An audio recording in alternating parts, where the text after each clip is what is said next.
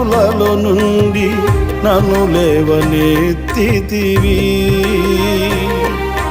క్షేమమును దయచేసి నన్ను వెంబడించి అనుదినము కాచితివి. అక్షయుడా ప్రేమను చూపి ఆదరించినావు, నిర్మలుడా బాహువు చాపి దీవించువాడవు.